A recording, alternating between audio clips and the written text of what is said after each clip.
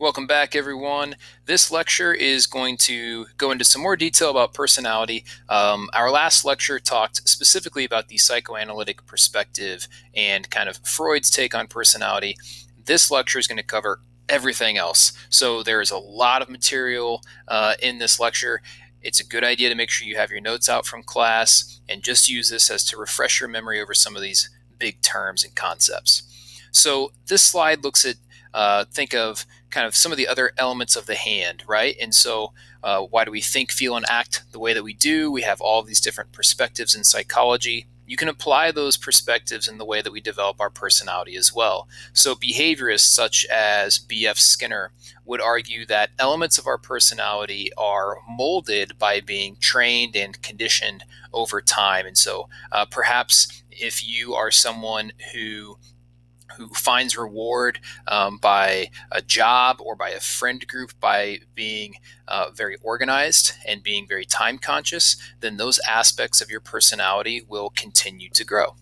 If you are someone who perhaps is punished by constantly being late or being disorganized, then theoretically your personality would shape so that you wouldn't be like that anymore. That's the behaviorist standpoint. And then the humanistic element of personality. This is charged by the guy Abraham Maslow. Think that hierarchy of needs that we talked about last week, right? That perhaps part of your personality is this desire to be the best possible person you can, to live up to your fullest potential. And Maslow would write about things like trying to make sure that your ideal self, right, that person that you really want to be, is congruent with your actual self or your real self. And so we all have in our mind like kind of the perfect person or the perfect version of ourselves, right? Maybe they eat a little healthier, maybe they work a little harder, maybe they read more, study more, maybe they're more friendly, more patient. You get the idea. The idea behind Maslow's humanistic theory is that our personality is this adventure of trying to bring together our ideal self with who we actually are. And then we have this whole kind of chapter of personality that talks about traits. And trait theory was started by this guy named Gordon Allport. And the idea behind trait theory is they're not really concerned about why we are the way that we are. They're more concerned with simply describing it and telling us like different aspects of our personality. So if you are someone who is incredibly outgoing, if you are someone who is incredibly reserved, right, and kind of keep to yourself, trait theory looks at ways to identify those traits, those consistent aspects of your personality. They're not really concerned with explaining why it is that perhaps someone is really impulsive or why it is that maybe someone is pessimistic. They just want to help describe. And Allport came up with literally thousands and thousands of words to describe people. Raymond Cattell, that next name there, used a process called factor analysis, and it's a statistical measurement that looks for similarities. And the idea is that if you are this one particular trait, then you are likely to be these other similar correlated traits.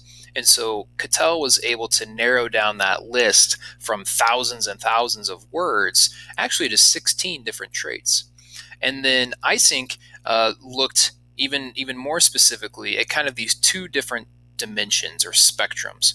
And that's the chart that you see in front of you there. That vertical spectrum is the stable, unstable dimension. And the idea is how consistent is your personality? Do we know what to expect when we see you? And that horizontal spectrum is introversion and extroversion. And remember, introversion does not necessarily mean that a person is shy. Introversion, think, where are you getting your energy? Do you look inward toward ideas? Does it take a lot of energy for you to be around other people and have small talk? Whereas extroversion are certainly more outgoing and sociable and enjoy being around lots of other people. When we're looking at personality, there's different aspects of the self. And these terms here, none of them individually are too incredibly difficult. What's difficult about some of these terms is just differentiating them.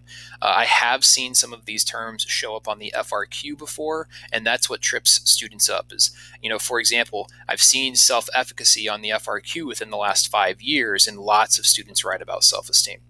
So, self concept, that first one, is really how we see ourselves, all of the different ways that we would perhaps describe our own personality.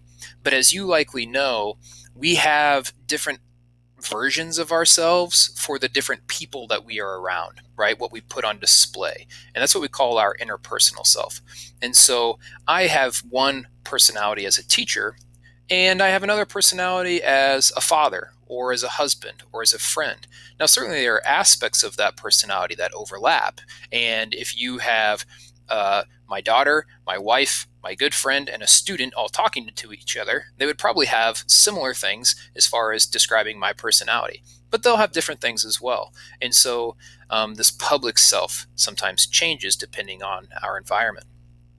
Self-esteem is an overriding understanding or belief in our value to this world. Like, what value do we have to the people we love, to our coworkers, to those who we interact with?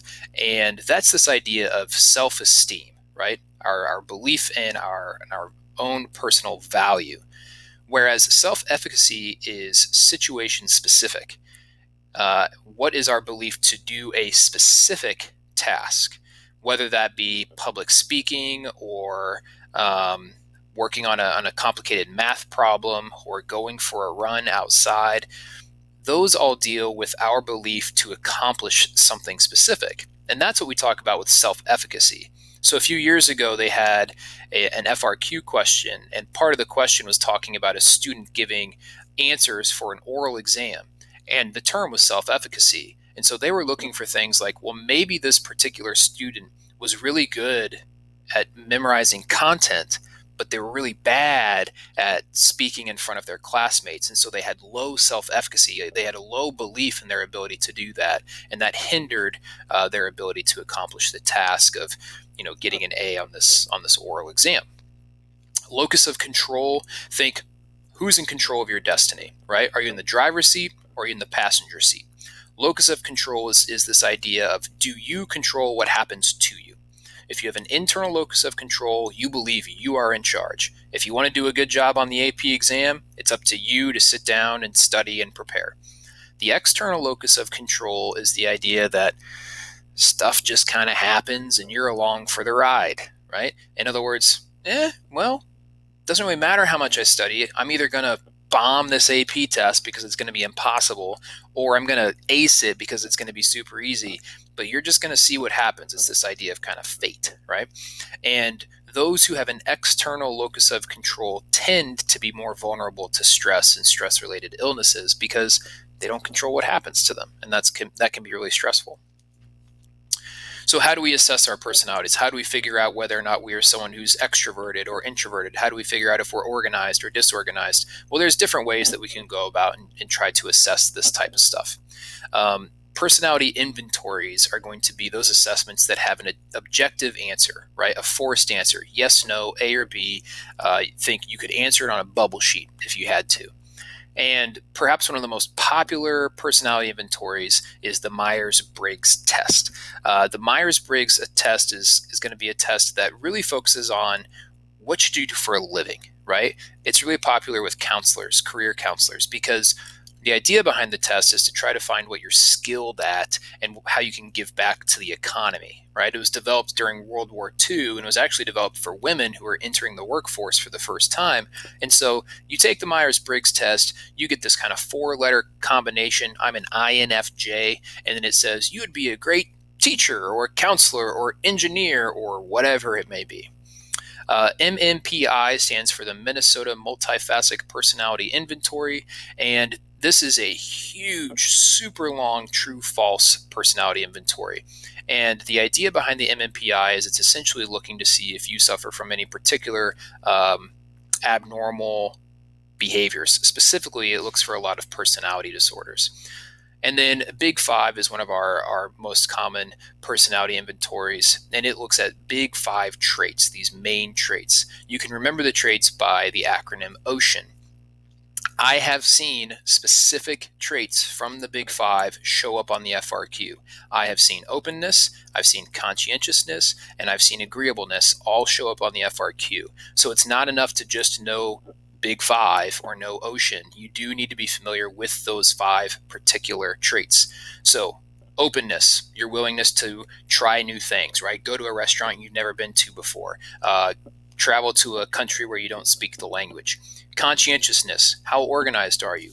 Are you someone who keeps lots of lists and cross things off as you go? Do you know what you're doing tomorrow night before it's tomorrow night? Extroversion, that one we kind of talked about, right? Your energy level that you get from other people. Agreeableness looks at your relationships with other people. How friendly are you? How trustworthy are you? And then neuroticism, that's similar to that stable, unstable dimension that we discussed. So how constant are your personalities given different situations and environments? And this is our last slide, so just a couple other terms that impact our personality. Reciprocal determinism, that one sometimes trips students up. Just think how your environment and how your behavior impact one another in regard to your personality. So let's say you're someone who's pretty studious and you work really hard. You're going to surround yourself with other students who are pretty studious and work pretty hard. You're going to take AP classes, and you will likely find that process maybe not as fun as, say, going to a Royals game, but there's something engaging about being challenged and being around other people who are similar to you. And so reciprocal determinism, think those two-way arrows between your environment or your situations, your behavior, and then how you think. Temperament and genetic influences, the last thing there. Temperament, I always kind of give the analogy of a canvas that you paint on. And if you are going to create a work of art, it all starts with the canvas, right? Whether it be a rectangular canvas, square canvas, big canvas, little canvas. And temperament's kind of like that for your personality. We are born with different temperaments. Some of us are really fussy, finicky babies that get upset very easily and have a hard time calming down. Some of us were born pretty relaxed, easygoing babies, and we're carefree. That's our temperament. And then theoretically, as we grow and as we are exposed to different aspects of the environment, our personality changes, all under that foundation of our temperament. Finicky babies may grow up to be more, kind of adults who are easily upset, whereas these more easygoing babies are going to grow up to be adults that are carefree and relaxed. So they say. All right, that was quick. Tons of terms in that short little lecture there. I hope that it helped a little bit. If you have any questions at all, shoot me an email. Good luck.